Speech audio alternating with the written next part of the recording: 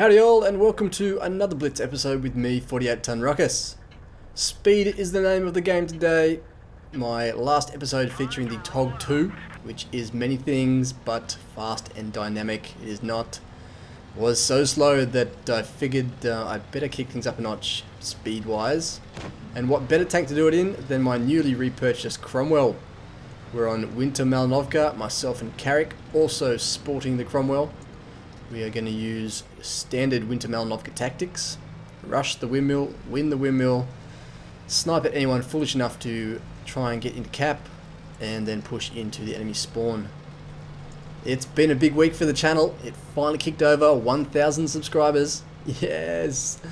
Big thank you to all of you who've watched up to this point, and special thanks to anyone who's been motivated enough to send me messages of feedback and support, even constructive criticisms. It's been fantastic, and that kind of stuff has made it all the more worthwhile. Here is to the next 1,000. Also, my first video as part of Wargaming Asia's community contributor scheme dropped yesterday. That was the patch 1.9 sneak peek featuring the new German Leopard line. It took me a whole long weekend to do, and I did a lot of agonizing over some of my design decisions, but I think it came together okay. And with that exposure on the website, it quickly jumped within 24 hours to my most viewed video. So big thanks to Wargaming for the opportunity, and for the Wargaming guys who are in it. And here's to hoping that in future I get the chance to do the same thing with more new content as it becomes available. The downside to all this activity is that I have not had much time to put into a regular scheduled episode. So as a stopgap solution, I've got 3 very rapid medium tank games slapped together, and that will have to do for the time being. It's been an odd start to this match on Winter Malnovka. We didn't get threatened at the windmill at all, and it looks like it's down to the fact that the Reds have been unfortunate enough to have an AFK premium tank as one of their top tiers. The Fury not there, clearly, but the Victory putting up a fight. Maybe he did want to rush the windmill but had no backup. Bad luck to him. He has had enough of that position though. It's becoming less and less tenable as we approach, so he is gone. The KV-1 has appeared to back him up, but it's too late. And yep, he's looking at me, so time to flank around. The Victory looks like he's going to go threaten our guys looking down over the low ground, so I move around to the right of the KV-1. Carrick, I know, will be approaching from the left, and we should be able to finish this guy off real fast. There's a VK 3002M there, overlooking the low ground as well. Not an immediate threat. I swing wide, but Carrick rams him anyway. I get the killing blow, and take one in the rear from the VK, but we move on. Now I approach the VK at an angle here, and it pays off. His shot glancing off the side. Engine fire is going to remove him. Screaming past that rock and into the lowlands. 2 tanks down here, a Flat Panzer and the Tier 5 German medium premium, T25. Firing on the move. Any shot that lands will be complete luck. Ignore the Flat Panzer, rush into the T25, careen off the edge of the map. And there's the Victory. Runs through his side. And now it's just a Flat Panzer. The very unfortunate Flat Panzer stuck in the mud down there. Ah, Cromwell, I've missed you.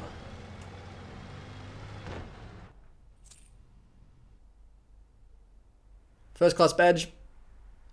1.8 for myself, 1.7 for Carrick, or near enough. 20 shots fired, 14 connecting and penetrating. 43,000 credits, and a bunch of XP. The second match is an oldie. This one's been sitting on my hard drive since January this year. Been waiting for the right time to show it. Consider this one an exercise in the value of spotting. We're on Oasis Palms. I'm with Garn 07. I'm in the Comet Tier 7 British medium. He's in the IS, the Tier 7 Soviet heavy. And myself and this Easy 8 are going to push up into the high ground and see what we can spot from up there. Good top speed on the Comet, not as good as the Cromwell that precedes it, but still decent. It's going to get me up there before any of the Reds even get close. Target spotted. I'm not spotted yet, but the KV1's moving forward, I take a shot at him, and now I'll be spotted, so I pull in the cover. But I'm going to poke my head over here just enough, and there we go. Pretty much the entire enemy team out in the open, sitting around, and our guys are spread out enough now that they can approach from all angles. I take out the KV1 with a shot to the back of the head. I pull up again just enough to keep these guys relit. I want to keep them spotted for our team. Guns in a good position. They don't want to advance because they can see him there. They're not pulling into cover as they should. And our team, you can see, are all starting to take advantage of this. Cromwell's moving around behind them. Still got two guys on cap. They should be moving forward, but Garn, myself, the Easy 8, the Cromwell, that light tank sitting in the middle, I think he's getting shots on these guys from the side. So good team, taking advantage of the fact that we've got these guys stalled in the open, and it's turning into a whitewash of a game.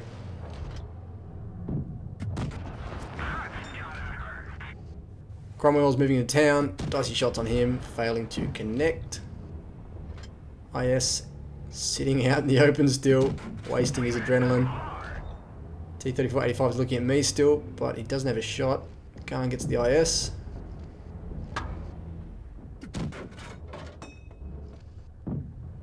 Trading blows pretty pointlessly with the T-34. He's had enough. He's getting too much attention. Garn gets that kill as well. And time to rush in. T-29 sitting out in the open.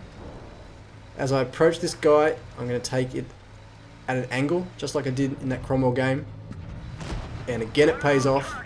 Even though the Comet's armor is terrible, that misplaced shot there by the T-29 into my side armor at that angle was enough to bounce the shot. And that's why you should always approach your enemies like that at an angle. Unless you're in a tank with a pike nose, say the IS-3, the IS-7, that armor is always strongest when directly facing the enemy. All other tanks, or just about all other tanks, you should be using that kind of angle to attack.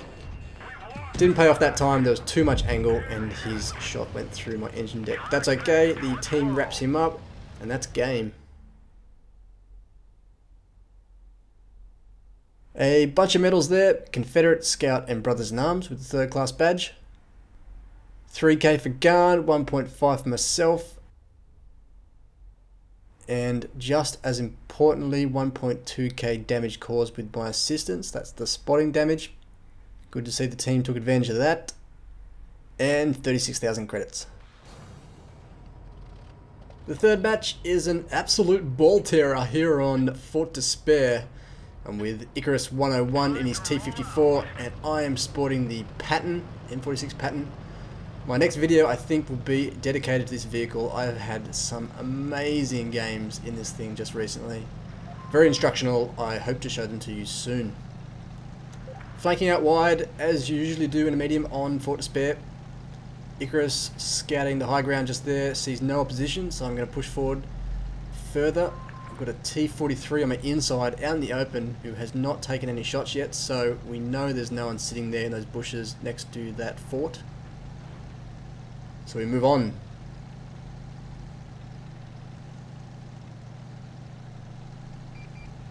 Bloody squall in the T-43. Advancing recklessly. First target's up, SU-152. Was he AFK? What was he doing sitting there? He's moving now, although not very well. Pop, pop, double tap there. He's out of the game. And now we're in behind the heavies who are pushing down the alley. And now the gun starts playing tricks on me. The Patton's gun does not have great accuracy and I'm having a hard time picking the weak spots on that Conqueror. They bounce off the back of his turret, which was unlucky, and then a non-damaging tracking shot on his hull. And then it just stays the same as I get another bounce there on the side of that E75. It looks like it might have hit the front of his turret. That one through the side of the turret though, just enough sloping there to get through. I swapped to HE thinking I could get the final blow on that guy, but he goes down. And now the Reds are completely pinned as I go to town on this IS. Don't blink because this game is going to be over. Icarus gets the IS. Push on in. 1 on the run on that Tiger 2. Look for the killing blow, but again, Icarus with the kill. I swing around, plant that shot into the back of the Conqueror. Down he goes. Only 2 targets left now. M103, maybe I can get this kill. No, Icarus gets that one as well. And now there's just a lone T28. A lone T28 is a sad, sad thing.